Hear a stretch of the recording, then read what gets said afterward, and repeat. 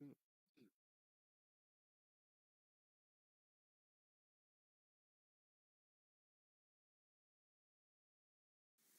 morning, everyone. Good morning to all of you here, and good morning to those who are listening online and from the diaspora. So, the elections are almost on us. What an exciting period it has been. I want to introduce the other persons who are here with me today. To my right is Raymond Price, who is a campaign spokesperson. To my far left is Cleveland Tomlinson, who is also a campaign spokesperson. And to my immediate left is Julian Robinson, who, as you know, is for this moment, for a short time longer, the opposition spokesperson on finance. He's our main guest, and he will be breaking down the financial implications of our proposals. We have presented to you a manifesto that sets out a clear roadmap to modernize Jamaica's economy, strengthen social services, and build a fairer society where every citizen has opportunities to succeed. Rather than growth for few, it promotes inclusive economic development, supporting small business, encouraging innovation, and investing in sustainable industries like renewable energy and technology. But most importantly, it is a manifesto wrapped in love, in social justice, in equality. It is a manifesto that places Jamaicans at the heart of everything that we do. I use the word Jamaicans in our context because this morning, children woke up asking their parents, "Am I a Jamaican, mommy? Am I a Jamaican daddy?" Adults went to bed last night confused as to what exactly the Prime Minister meant when he said you can be born here and not a Jamaican. This is the most concerning word, the most concerning statement that came out of that debate when you watched your leader, the leader of the country, throw shade, throw dirt in the face of every Jamaican who values this country of their birth. The most important thing to all of us is to be able to say, I'm an Banya, I'm an Anya, just proudly declaring that we are Jamaicans. For this reason, it even highlights more the fact that our leader, Mark Golding, Marky G, presented his birth certificate and showed everywhere, all over the world, that he was born in Jamaica, shattering the myth on which the Jamaica Labour Party has framed its campaign, a campaign which is embedded in racial hostility, which defies our motto out of one people, and which is in the slap of the face of every well-thinking Jamaican. I am a Jamaican. I am born here. I value it. And I will not make the words of one person try to strip me of my identity.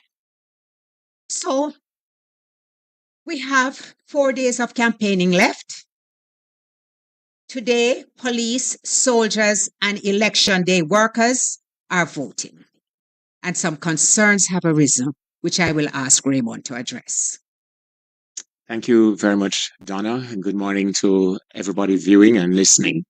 Now, we place it as a grave concern, nothing deeper than that just yet. The reports across the island of bomb threats, which have caused a great strain on the security forces, must be contemplated as a possible ploy to disrupt the smooth voting process for police officers soldiers, and election day workers, among others. One wonders if this is a coordinated attempt to suppress votes.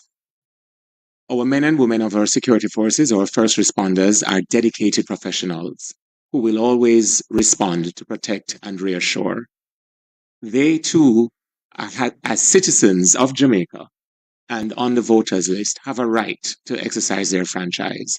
And it would be a new departure and a new low were it to one day be revealed that, as TVJ now reports, there appears to be a coordinated bomb threat at several PICA and other government offices across the island. The Jamaica Fire Brigade told TVJ, Radio Jamaica News, that there are bomb scares rather, at PICA offices in the corporate area, Montego Bay, Mandeville, Maypen, and Port Antonio. The Commissioner of the Fire Services, Stuart Beckford, told their news center that other government offices, including the Ministry of Local Government, the UDC on Ocean Boulevard, JAMPRO, and the National Housing Trust, are also affected. We would call upon well-thinking citizens to abhor this development, and we extend our prayers and our support to the men and women of the security forces who will, as I said earlier, always respond to protect and reassure. Thank you, Raymond. Julian, did you want to say something on that score? I just want to encourage the members of the security forces to remain patient. You will be able to vote. Some of you have to go to respond to these threats, which appear to be coordinated hoaxes. But there is an assurance that you will be able to exercise your franchise today. So I don't want anyone to be this confusion, this deliberate attempt to create confusion, to deter anybody today from exercising their right to go out and vote. And I really want to frankly add my thanks to the members of the security forces, knowing that they serve and protect. We respect the sacrifices which they make, but we also know that Jamaicans are resolute about exercising their franchise. And I encourage everybody who is listening today to remember that on September 3rd, do not let anything stop you from going out to vote. You must vote. And voting for Jamaica and Jamaicans, those of us who are born here, with our birth certificates in our hand, means you are to put your X beside the head. So, Julian, we can come back to the press conference last night, because this is really an interactive session. We are talking to each other. We are talking to you. We want a conversation. There has been much criticism about the PNP's 3.5 million tax plan. In fact, when I watched Minister Favour Williams, who was supposed to be the main person at that finance debate, and she says her response to it was lies, lies, lies, scam. It brought back some memories of how the discussions had emerged. We had actually been calling for an increase in the threshold for some time. And we had, in fact, increased the threshold before. Twice before we had done that. When the PNP was in office. So tell the people of Jamaica and the diaspora how it is that the PNP will fund this tax. Thank you very much, Donna. And good morning to Jamaicans, both here and in the diaspora. I want to reiterate our commitment to implement the increase in the threshold to 3.5 million as of April 1st, 2026.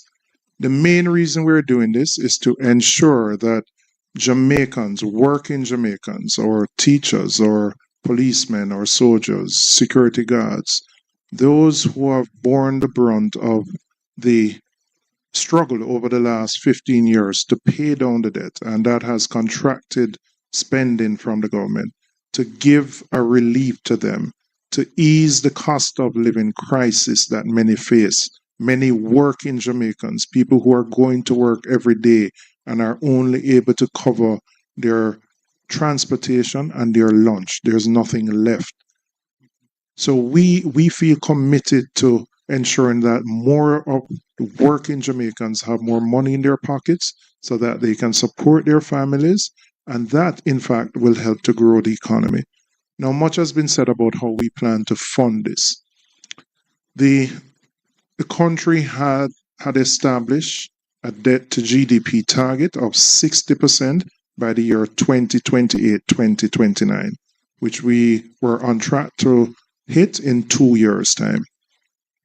Based on a revision in how GDP is calculated, the figure before this was 68%. However, it has now been revised down to 62%. So I heard the Prime Minister yesterday speaking about 65. He's incorrect. And this has been confirmed by the Fiscal Commissioner in his release that we are now at 62.4%.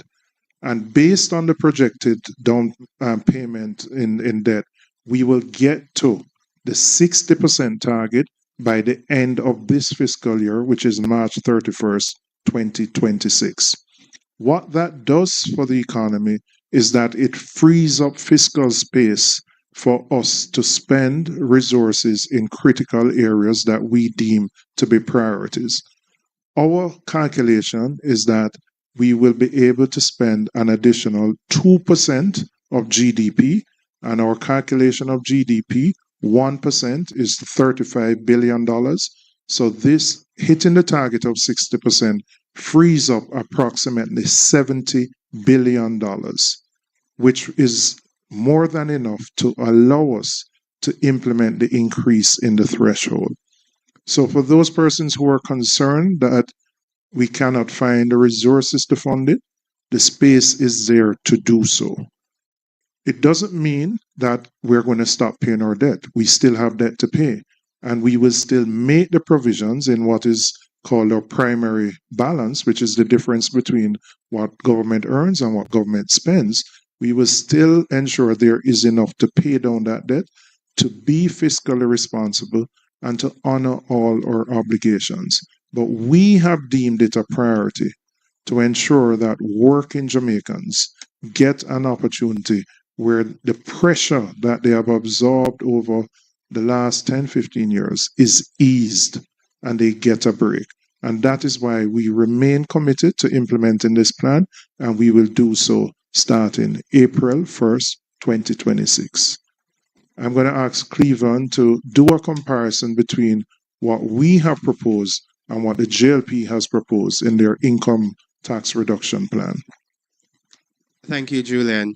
And before I get into the comparison, I want it to be clearly established how we have arrived at the additional fiscal space that will be created to finance our adjustment to the income tax threshold. I have here in my hand the 5th schedule of the Financial Administration and Audit Act, which is a law that governs public finances to ensure fiscal responsibility. This section of the Act was put into law by the last PNP government in 2014. What it is in essence, is an equation that determines what the primary balance should be each year for us to hit the 60% debt to GDP target. We had established it in law, and it was extended. The timeline we had established 2025, 2026, it was extended because of COVID, and the PNP supported it at the time because we understood the necessities. Given what Julian has expressed with respect to the recalibration of GDP, the debt to GDP ratio is now at 62.4%, which means if you plug in all the variables, in this equation, it will tell you that you can reduce the primary balance because you are now almost there with respect to meeting the 60% target. It is expected that we'll hit that target by the end of the current fiscal year, which will end March 2026. It is in the release provided by the Fiscal Commissioner. So if we will hit the target, it means that we can, by this very equation, reduce the primary balance. In the government's fiscal policy paper, the projected primary balance for next fiscal year is 3.7%. And that is predicated on last GDP, debt to GDP figure of 68%. So since the recalibration, and we're expected to hit the 60% by March 2026, it means that we can reduce the primary balance by around 2%. And a reduction of the primary balance by around 2% frees up money, the fiscal space Julian was referring to the tune of around $70 billion. So our adjustment to the income tax threshold can be comfortably funded within a year. So, Cleveland, what does this mean for the average person? The police Absolutely. who will be voting today, the teachers who are in the midst of their negotiations, the nurses. How translate to me what difference this will make in their lives? Absolutely. And I've seen a narrative out there that says our policy will only benefit persons who earn up to $3.5 million. That is nonsense. If anyone who understands what the income tax threshold is, when we adjust the income tax threshold, it means that the first $3.5 million of your salary is not subjected to income tax. Any income earned above the 3.5 million is subjected to income tax. So if you earn above 3.5 million, it means that a lesser amount of your salary is subjected to income tax. So you are still benefiting from our adjustment. What it does though is that it benefits those who are lower income earners. So those who earn up to 3.5 million will not pay income tax on their salary, because that portion of the income, which is the entirety of their income, is not subjected to income tax. But this is directed at individuals who are at the lower end of the income scale. So the majority of our public sector workers, our teachers, our police officers, members of the Jamaica Defense Force, our nurses, the majority of them earn within the region of 3 million per annum. Is that we are putting money in the hands of individuals who will spend and consume in the economy. When we reduce, I make this point, when we reduce the income tax, when we lift the income tax threshold and individuals take home more money, and they will spend that money in the economy, and government will be able to recover indirect taxes roughly to the tune of around $10 billion. So some of the funding needed for our adjustment to the income tax threshold will come from indirect taxes that will be generated by more consumption and more economic activity taking place in the economy. And when I look at the total cost of the GLP's proposal for all the manifesto items, it is estimated at over $115 billion. And that they need to explain to us how they will fund it. Julian, do you have, I want you to address the overtime or policy on overtime pay too as well, and who you think it will benefit the most, and translate it in a way that people can relate to. Does it mean that I'm going to only be able to buy a Pro Box after a year? Or does it mean that I can add a room to my house? Does it mean that I can pay down some debts? Tangibly, talk to the people so that they understand what that benefit is. So what we're proposing is that up to $6 million that we are going to remove the tax on overtime. So there are many professions. There are policemen, there are nurses, there are some security guards. There are a lot of persons who a significant part of their income is derived from working more than the standard 40 hours per week. By removing the tax on overtime, it means that they get more money in their pocket to spend. And it could mean for somebody who has started by buying a house, a 1 or 2 bedroom, they can start to expand on that house. It means they can save to buy a car. There's more money in their pocket to do those things. So our goal is to help those working Jamaicans, our working professionals who have really had a very difficult time over the last 10 years, to put more money in their hands, in their pockets. And by doing so, as Cleveland said, we are stimulating economic activity. More money is going to come into the economy, which benefits the government because consumption will lead to more GCT and other related taxes. So we believe it's a win-win. We're putting more money in people's pockets, but the government gets some benefit at the end of the day. But ultimately, we want to ease the pressure on working Jamaicans by giving them a break, because they have borne the sacrifices over the many years to get the country to where we are. And I just want to go back a little and remind Jamaicans as to how we started. The last PNP administration that came in 2012, we inherited an economy which was on the verge of economic collapse, where the JLP in 2011 did not even take the IMF test. They didn't even show up for the test. We had lost credibility with the international financial community, and it required the political capital of the then Prime Minister, Portia Simpson Miller, the Finance Minister, Peter Phillips, and our friends in the Congressional Black Caucus in the US, who assisted us in getting a meeting with the IMF. And it took a lot of heavy lifting to re-establish that credibility. Out of that period was the establishment of EPOC, which has now been succeeded by the Fiscal Commission. But importantly, we were able to bring all the stakeholders together, government, the private sector, the unions, who understood the need for sacrifice during that period. And we actually put into law this debt to GDP target.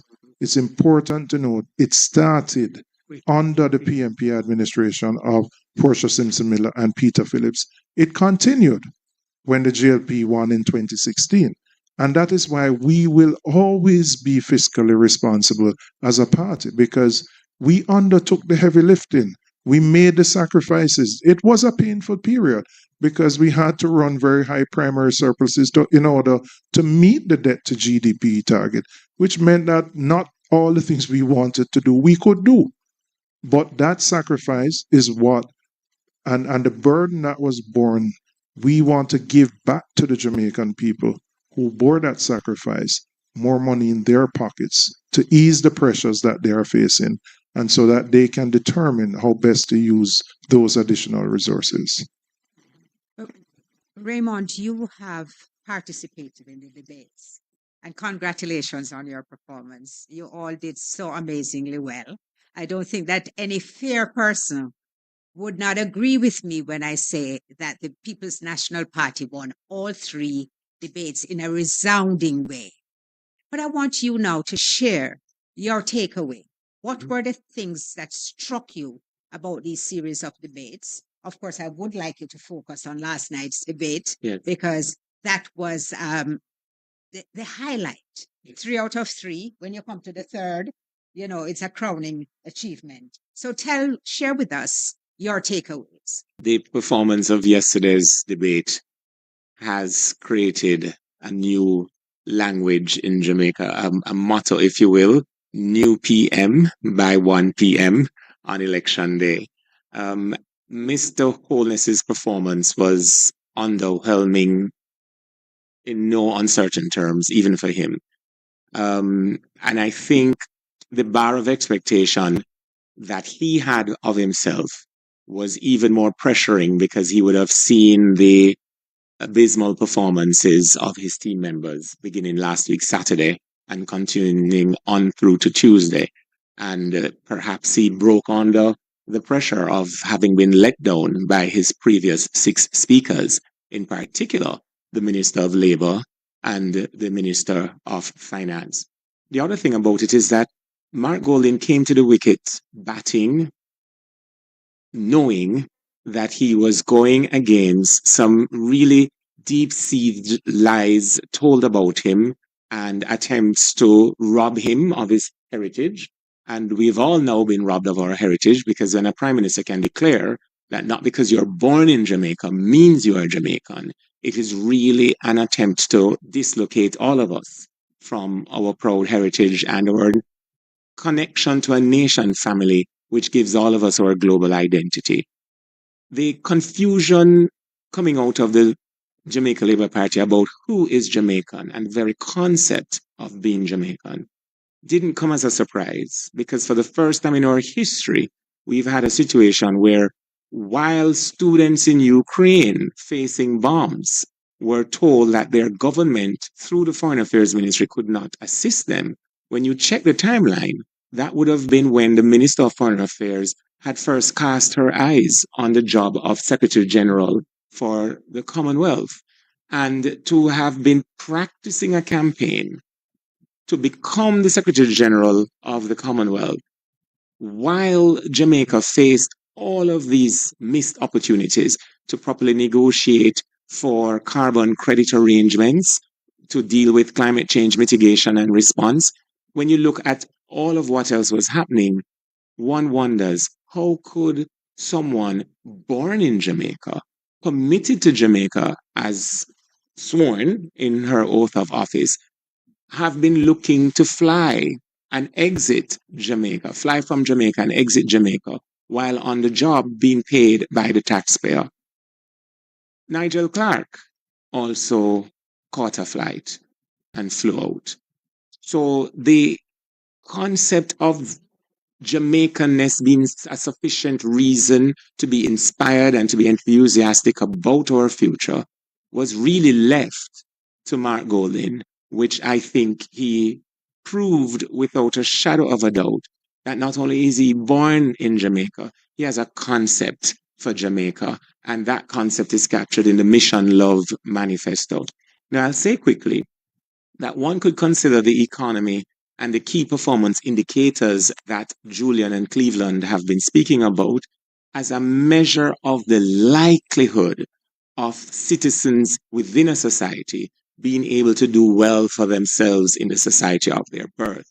So the $3.5 million income tax threshold and the other points that have been covered by Julian and Cleveland is the first great step in allowing more Jamaicans to achieve their dreams in the land of their birth. The other great steps include unlocking significant wealth by giving Jamaicans a title to the land they have lived on in what, after the first term of the Mark Golding administration, we will describe as previously informal communities, because we're going to formalize those communities by first giving titles to land in places within my own constituency, such as Lake Spen and Lilliput and Gulf and Newland and scores of other communities across all 63 constituencies. Imagine that Jamaica led by Mark Golding when the term squatter is removed from our vernacular, because in reality, we are going to create an ownership society. We also want to speak about this terrible stain that tertiary students live with, the fear that they live with, that you're qualified based on aptitude and deliberateness in studying and diligence. You matriculate to the university, and just prior to an exam period, you are deregistered. So you have people who are almost a doctor, people who are almost an architect, or almost an environmental scientist, or almost an engineer. Now, with the first in family full scholarship when Mark Golding becomes Prime Minister, these tertiary students can complete in comfort and freedom of mind their studies and be able, with better salaries, with special opportunities for selected professions, such as those teaching math, they are better able upon graduation to comfortably reinvest in the land of their birth. So there again, the concept of being a Jamaican, living in Jamaica, and be able to do well for yourselves and your family in Jamaica is being achieved. And I'll touch on one other just quickly. I'm from rural Jamaica. I come from Craighead in Manchester, right? If you know Christiana, you figure out where Coleyville there, you follow Coleyville to Pike, and you go down the hill from Pike, you land at Craighead. These buses that have been procured through unexplained mechanisms could not assist rural students from Pike, Ulster Spring, Low River, or Craighead to get to Christiana and on through to their schools. And why do I say procured in unexplained mechanisms?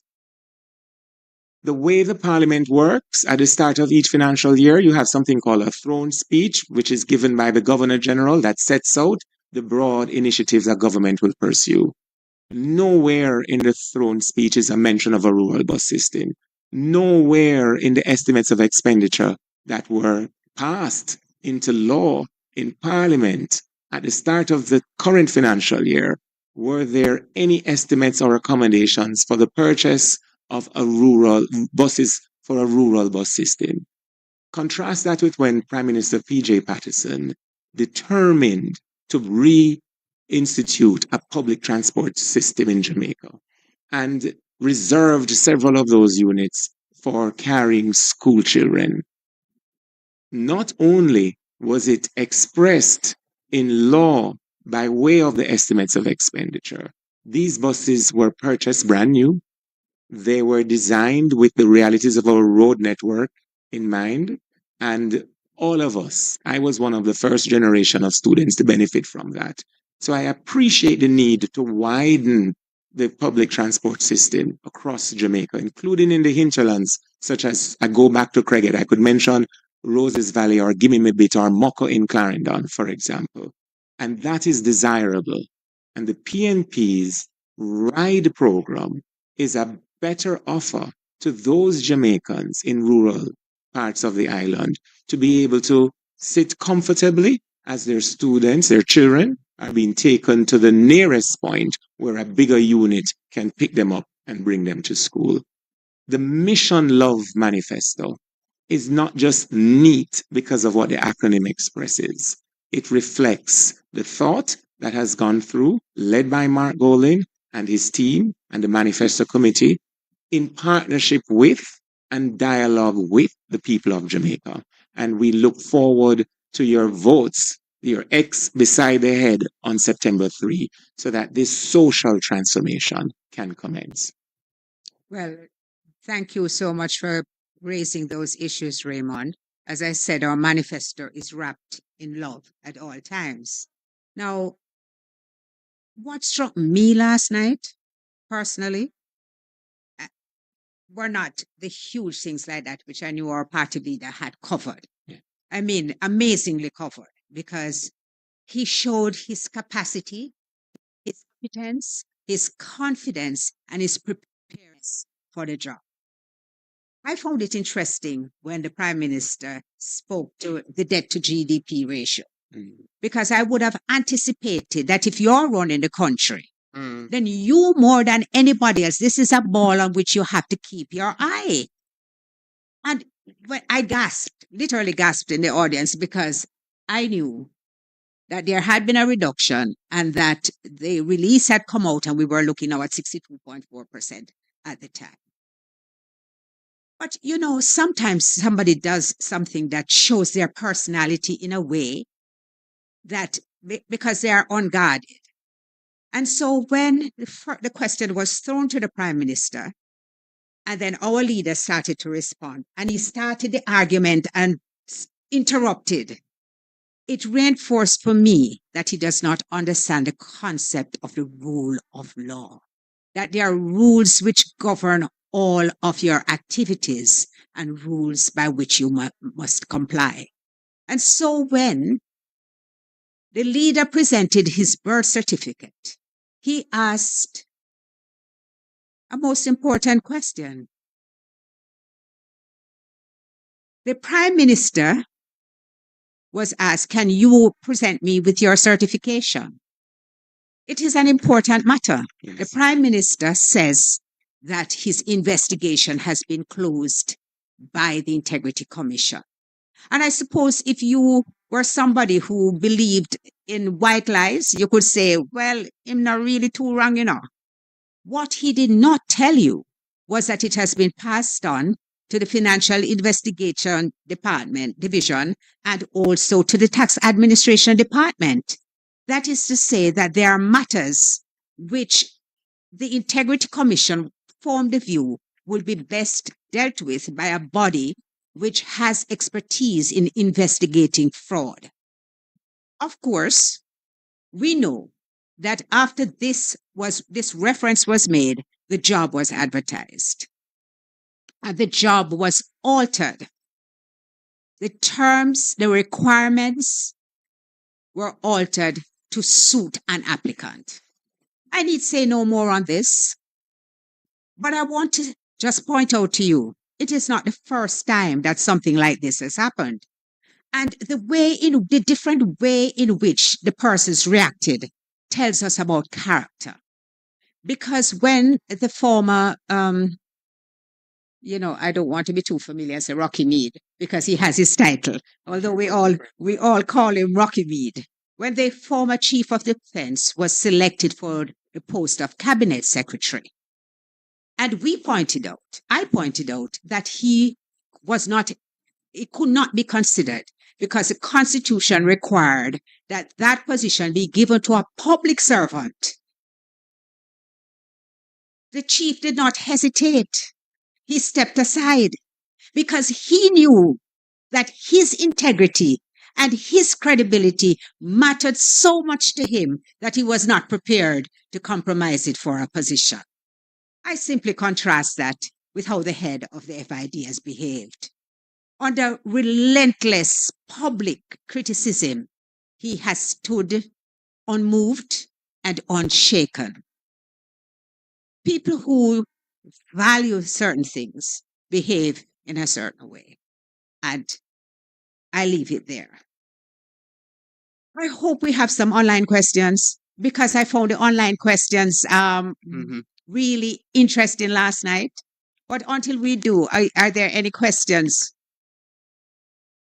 from Anthony Luck from TBJ. You need a mic? All right, come use this one. Welcome, Anthony. Thank you for joining us. All right. Firstly, for me, can I ask you to respond to this release from the JLP just now, which states that the General Secretary condemns PNP's elements for bomb threats? Yes. In the release, Dr. Chang says it appears elements in the PNP have adopted mischievous and disruptive actions in an attempt to disrupt the voting of the security forces. I urge elements in the PNP to desist from seeking. Can I get you to respond to that? This was prepared before the bomb threats were issued. No, he does not. Can I get a response to that, please? Yeah, I saw, well, may I say this before a full response? Because a full response will have to come from the General Secretary. But I saw when that release was posted, and as somebody who grew with him granny, there is often a trait among the guilt. My grandmother's version of it was not as sophisticated as Sigmund Freud. But Sigmund Freud famously says, criminals leave clues. They have a compulsion to confess. For Dr. Chang, who is presently not only the Deputy Prime Minister, but the Minister of National Security, to make such a bizarre statement before the authorities are able to conclude any investigation speaks to a mind that may reflect the mischief they complain about as the creator of the mischief, not the one describing it. It is an utterly unprofessional, below par, and reckless statement for him to have made, but it is consistent with the statements we have seen over the last 3 debates, where in the face of truth, people are able to hide behind innuendo of their own creation. And he's to be condemned for that. All right. Thank you so much. My next question goes to you, Mr. Robinson. What do you make of the comments from former EPOC co-chair that the PNP's plans cannot work without adding taxes?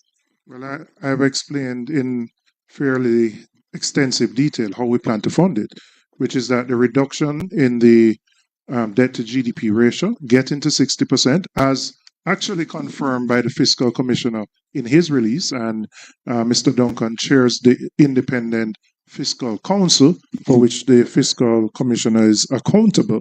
So the data from the Fiscal Council, which says we're going to hit 60% 2 years earlier, allows the government additional fiscal space, which we will use to implement this plan. It is sound, it can be stress tested by any economist, and it can be verified.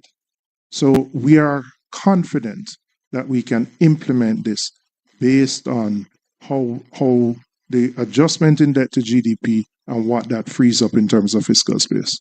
And lastly, for me, despite pushback from the opposition, the government insists the school buses are ready to go come September 1. Should the PNP take office after September 3, what's next? What will happen to these buses? I mean, the reality is that we are not against a school bus system. And I just want to make that clear.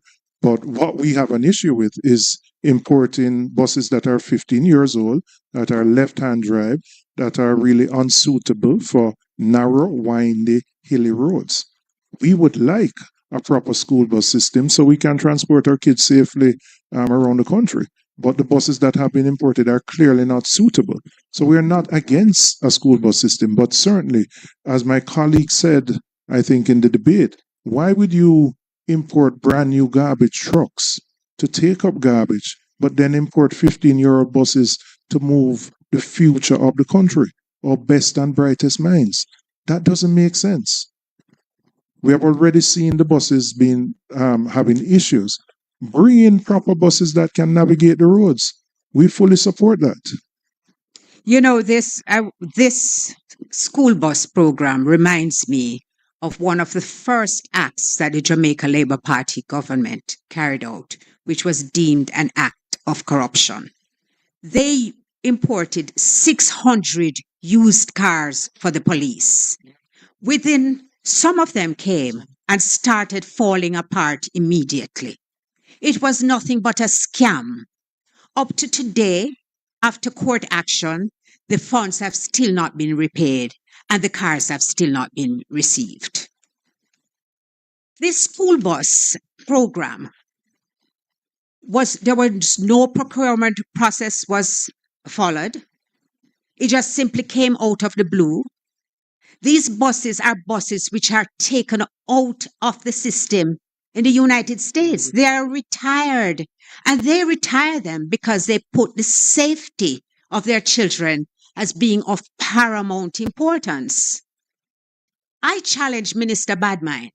I challenge Minister Badmind to take those buses on a tour now, before the election date. Take those buses on a tour, not just to drive down the street, but take them on a tour of every nook and cranny in Jamaica. And I am willing to say to you, they would not survive quarter of the journey. What you would expect is more tires to be shredded, although I gather now that on top of the $1.4 billion, we are spending an additional $25 million on tires. By the time they take 2 hills in Prattville, half of them will be out of commission. And I dare say that if they go up to where I come from, which is Mount Providence and Woodhall, they could not even navigate that narrow road. We believe in a rural school bus program. I went to school at Clarendon College, so I understand the significance of a rural school bus program when people coming from Thompsontown and all those places, but it is not the most efficient way in some cases. And that is why the People's National Party RIDE program is far more effective. Because you can't have 4 people coming from Smithville and you send a bus up there to go and pick them up. It is not sensible, and it needs a mix of solutions. This rural school bus program, you just mark my word. Within a few months, Jamaica will see it for exactly what it is. Sorry, Senator. No, well, clearly there are some places where it can be used. We don't expect it to last 15 years because our situations are different. If you're driving in Florida, you're not going to drop in a pothole every 2 minutes. No, we are not going to discard it because that would be waste. And we as a party, we do not embrace waste. We take decisions which are well thought out and well implemented. So, yes, we would use it where it's feasible. We are just not going to endanger our children, their safety and their security by sending those school buses in areas where they ought not to be. And I just want to say one last thing. We have never advocated left-hand drive vehicles in Jamaica. Our drivers are not trained to drive left-hand drive vehicles in Jamaica.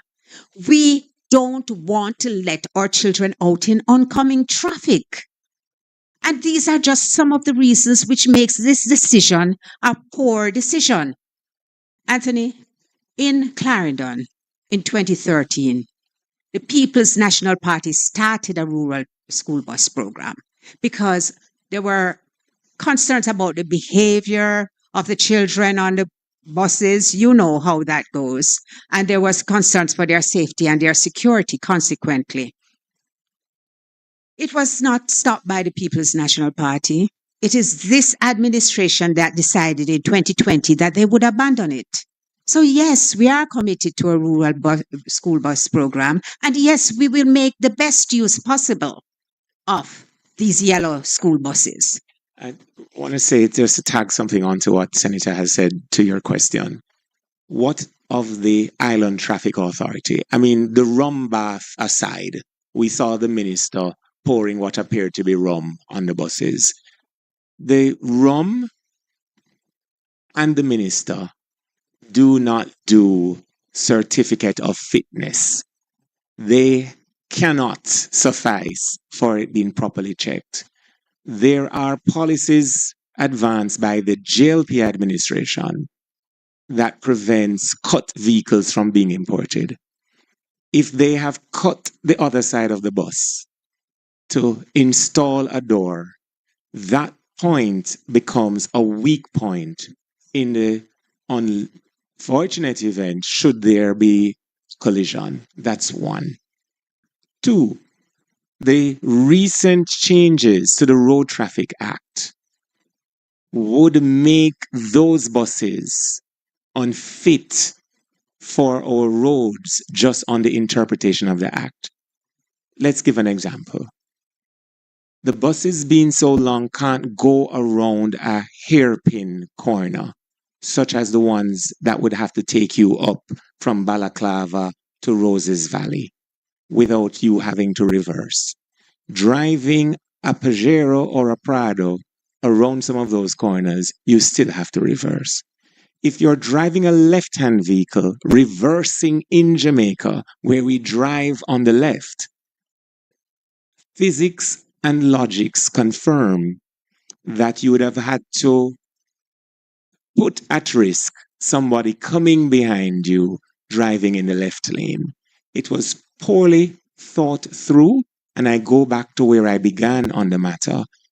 In this country, a parliamentary democracy, when a government is spending to the tune of $1.4 and more billion, it ought to be expressed in the estimates of expenditure, which simply means in April, there had been no plan, no intention, and no budgetary allocation for the procurement of one of those buses, let alone the 100 buses. And I would invite you and others to call the Island Traffic Authority to ask them whether or not they have reviewed either the retrofitted buses or the buses that were imported. And upon their review, have there been any issue of certificate of fitness or the equivalent that says to you as a parent, this bus is safe for my child?